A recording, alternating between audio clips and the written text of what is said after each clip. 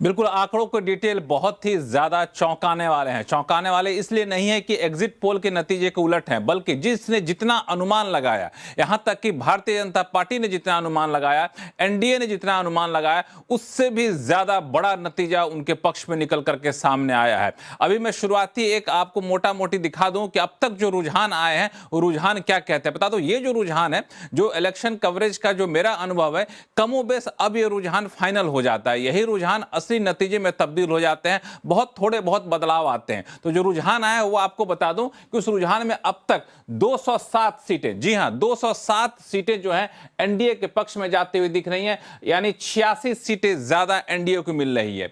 India गठबंधन को, महागठबंधन को 31 सीटें, जी हां सिर्फ 31 सीटें यहां पे मिलती हुई आ रही है। और बार बार ये कहा जा रहा था कि महागठबंधन सेंचुरी लगाएगा कि नहीं लगाएगा, हाफ सेंचुरी लगाएगा कि नहीं लगाएगा, या हाफ सेंचुरी से काफी नीचे 31 पर सिमटता दिख रहा है। जन स्वराज पार्टी जो काफी ज्यादा सुर्खियों में था, उसको कोई सीट मिलता हुआ अभी तक नहीं दिख रहा है जो रुझान आए हैं। अन्य को 3 सीटें, 5 सीटें मिलने का अनुमान है।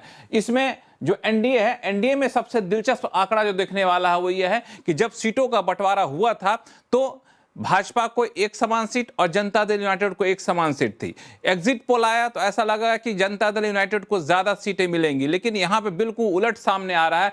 एनडीए में भी भारतीय जनता पार्टी को 92 सीटें मिली हैं, जो पहले के मुकाबले 18 सीटें ज्यादा है, और अब तक की सबसे प्रचंड बहुमत यहां भाजपा को मिलती हुई दिख रही है, सीटें मिलती दिख रही है। जनता दल यूनाइटेड को 41 सीटों की बढ़त मिली है। जनता दल यूनाइटेड को 84 सीटें हैं, 41 सीटों का मतलब यह हुआ कि साफ तौर से चिराग पासवान के इस गठबंधन में शामिल होने का फायदा जनता दल यूनाइटेड को मिला है, जो पिछली बार आमने सामने की लड़ाई में जनता दल यूनाइटेड को काफी ज्यादा नुकसान हुआ था जदयू को, तो वो फायदा मिलता हुआ आपको दिखा है।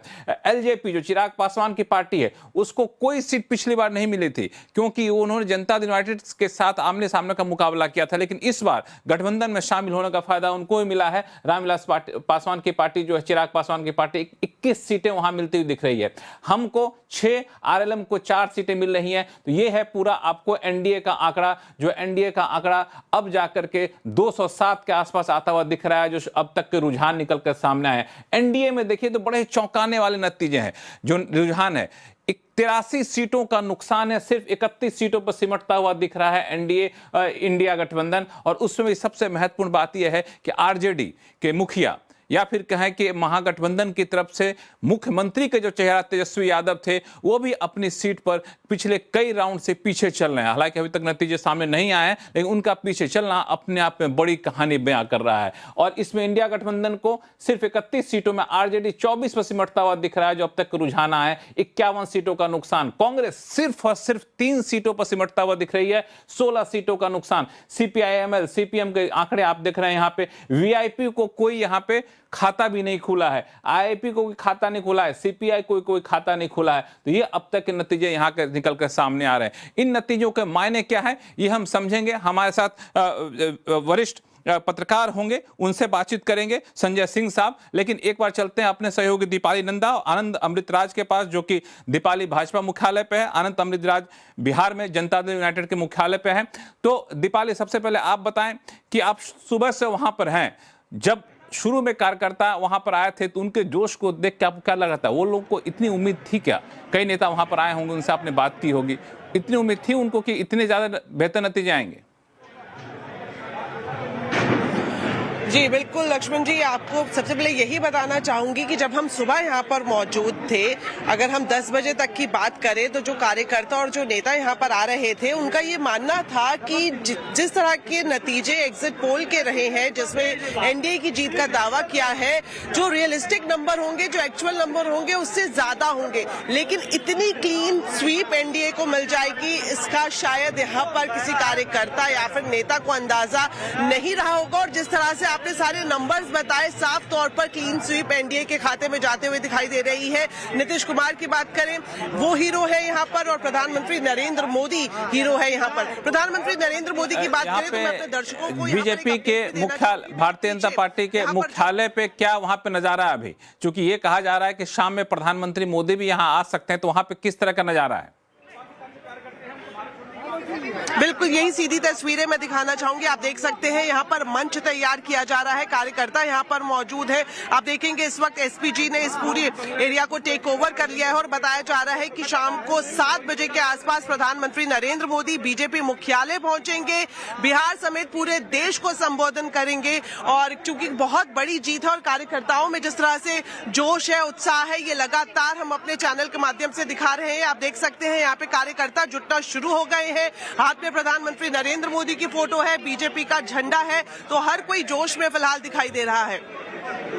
बिल्कुल हर कोई यहाँ पे जोश में दिखाई दे रहा है। अब इंतजार होगा कि जब प्रधानमंत्री मोदी शाम में वहां पहुंचते हैं तो उस पूरे जीत के नैरेटिव को कहां ले जाते हैं, इसका इंतजार है। दीपाली आप वहीं पे बने रहिए। हमारे साथ आनंद अमृतराज हैं जो कि पटना में जनता दल यूनाइटेड के ऑफिस में। आनंद, जदयू का जिस तरह से जीतना और जिस सबसे ज्यादा बढ़ोतरी कह सकते हैं सीट में पिछले चुनाव के मुकाबले जदयू को मिला है पूरे एनडीए गठबंधन में, तो बार बार सवाल ये पूछा जा रहा था चुनाव से पहले कि क्या नीतीश कुमार ही मुख्यमंत्री होंगे क्या। अब इतनी बड़ी जीत के बाद वहां के ऑफिस के मूड माहौल से क्या लग रहा है? जश्न का माहौल है या फिर माहौल इस बात का है कि दबाव बनाया जाए किसी तरीके से कि भाई नीतीश कुमार ही हैं, नीतीश कुमार ही रहेंगे?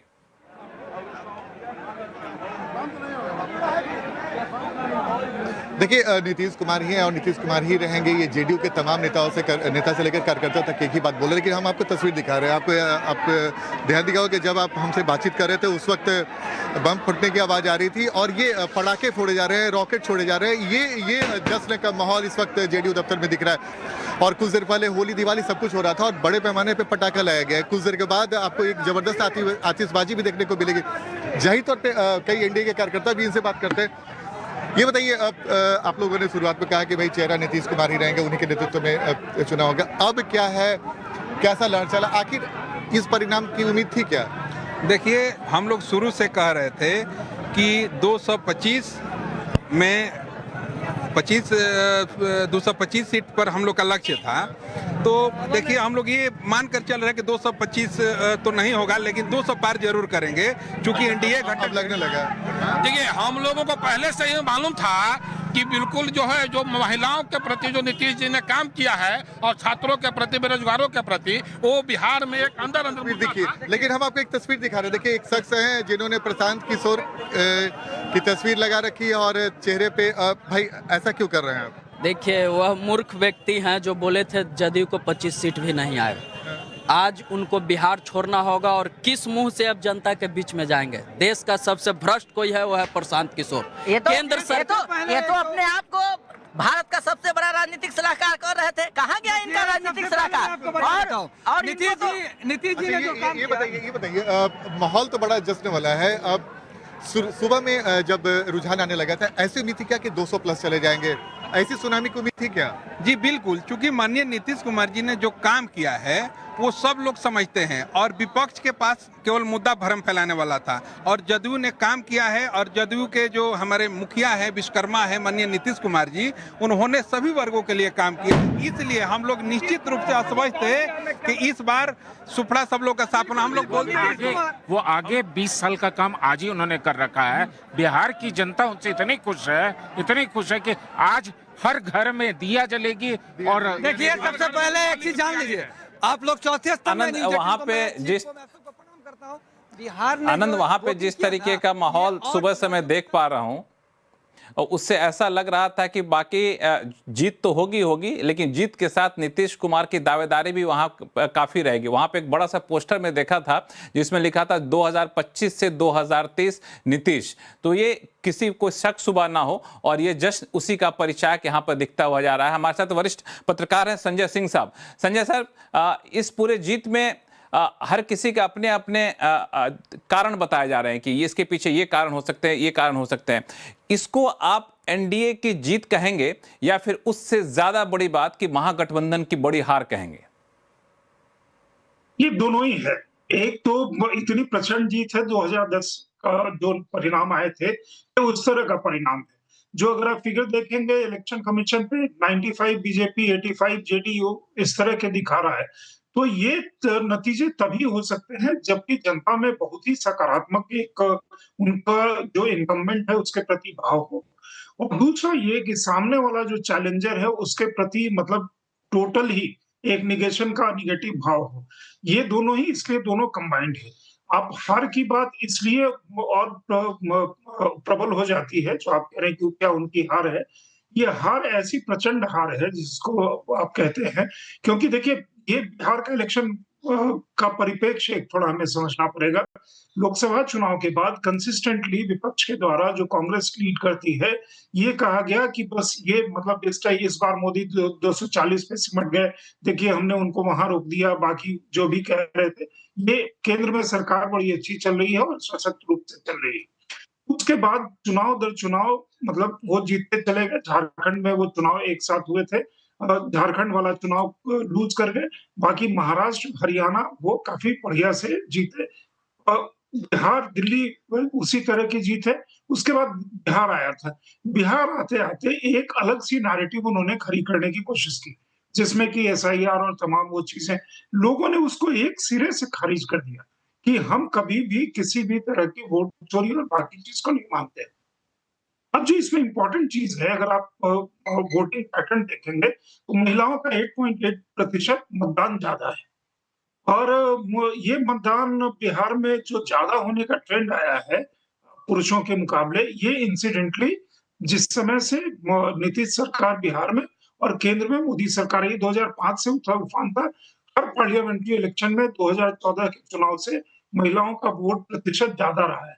तो एक चीज सीधा-सीधा समझ में आता है कि जो बेनिफिट उनको हो रहा है, जो डायरेक्ट बेनिफिट उनको हो रहा है और उनको लग रहा है कि ये हमारे भले के लिए कर रहा है, तो महिलाएं जो मतदान कर रही हैं, वो अपने भविष्य के प्रति काफी जागरूक होके मतदान कर रही हैं। ये उनका काफी बड़ा एक्स फैक्टर है। तो ये महिलाएं इतनी जागरूकता से मतदान करें, ठीक है, उनके लिए जो स्कीम अभी रोजगार योजना में 10,000 रुपए दिए गए, या वृद्धावस्था पेंशन के 1100 रुपए हो गए, या बाकी जो स्कीम्स हैं वो उससे उनको लाभ मिल रहा है, या और भी मतलब ओवरऑल स्टेट में डेवलपमेंट। एक चीज संजय जी, एक चीज और है संजय जी, एक चीज मैं आपसे समझना चाहूंगा, पहले दर्शकों को जरा दिखा दूं, वो है एसआईआर का मुद्दा, पोलराइजेशन का मुद्दा, और इसका सबसे ज्यादा असर पड़ने की संभावना दिख रही थी सीमांचल के क्षेत्रों में। तो सीमांचल के क्षेत्र का मैं अगर देखूं आपको, तो इसके आंकड़े बड़े ही चौंकाने वाले हैं। अब देखिए सीमांचल के इस क्षेत्र में हमने देखा कि 41 सीटें थी, वहां पे एनडीए को 29 सीटें पर रुझान है, आगे बढ़त बना हुआ है, 7 सीटों का फायदा है। इंडिया गठबंधन को 6 सीटों का नुकसान है, 4 पर सिमटता हुआ दिख रहा है।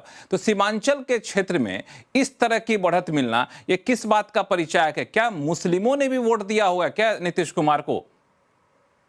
वहां पे ओवैसी की पार्टी है, ये भी अच्छा कर रही है, वहां कई जगह उनके भी संख्या वो अच्छी है। ये एक चीज और भी इंडिकेशन है कि लोगों ने एसआईआर जो होने के बाद, एसआईआर का जो पॉजिटिव एस्पेक्ट है कि बहुत सारे जो फर्जी मतदाता थे वो मतदाता चले गए। तो उन मतदाताओं के जाने के बाद और बाकी जो रुझान है, एक चीज और भी आप सीमांचल से आगे बढ़ के भी देखेंगे कि इस बार आरजेडी ने भी काफी कम मुस्लिम कैंडिडेट जितने पहले दे रहे थे, उनकी तादाद में उन्होंने कम कैंडिडेट दिए। और बाकी जगह जहां आज मतलब मैंने कई आरजेडी के प्रवक्ता या कांग्रेस के प्रवक्ता इस बात को कह रहे थे कि पोलराइजेशन हो गया, और बिहार में उसके पहले हमेशा ये दलील देते रहे कि बिहार में हिंदू मुस्लिम नहीं होता है, पोलराइजेशन नहीं होता है, जो पोलराइजेशन होता है वो यूपी में होता है, यहाँ के लिए काफी खोखी दलील है, और आज वो इस दलील के साथ आ रहे थे। कई जगह पे आप देखिएगा जहां आरजेडी ने मुस्लिम कैंडिडेट फील्ड किए हैं और वो 100% मुस्लिम बहुल मतलब जहां, और वहां एमवाई समीकरण सीधा अगर उनको विक्ट्री की तरफ नहीं लेकर के जा रहा था और बाकी किसी भी काज का समर्थन चाहिए था, तो वहां उनके कैंडिडेट हार गए हैं। बाकी जगह भी हारे हैं, वहां भी ऐसा एक संभावना है। आप ये भी देखें कि हर समय जो आप घुसपैठिए जो वोट एसआईआर का मुद्दा था, आप घुसपैठ से जोड़ देते थे, तो घुसपैठ को आप धर्म से बार-बार जब विपक्ष जोड़ रहा था, तो वो जो कम्युनिकेशन है, जो प्रधानमंत्री मोदी कह रहे थे, गृह मंत्री अमित शाह कह रहे थे, या बाकी एनडीए के नेता कह रहे थे, वो मतदाताओं तक सीधा वो कम्युनिकेशन पहुंच गया। तो आप पूरे स्टेट के उसमें अगर जाएंगे और सीमांचल में खास करके जहां मुस्लिम मतदाताओं को लग रहा था कि कई बार हमें आरजेडी जो है वो मूल फूल कर रही थी, तो उन्होंने ओवैसी की तरफ ज्यादा रुझान दिखाया और कहा, और अंदर कई जगह उनके कुछ आपस के ये भी आप देखेंगे कि यादव जितना बढ़ चढ़ के सपोर्ट कर रहे थे, उसमें से एक यादव हिस्सा वाला जो है, समीकरण वो था, अंत में हाँ बिल्कुल, एमवाई समीकरण जो एक बड़ा इंटैक्ट वोट बैंक माना जाता था महागठबंधन का, आरजेडी का, उसमें एक बड़ा सेंध लगने की यहाँ पे संकेत मिल रहे हैं, जो शुरुआती रुझान आया। मनोज जी।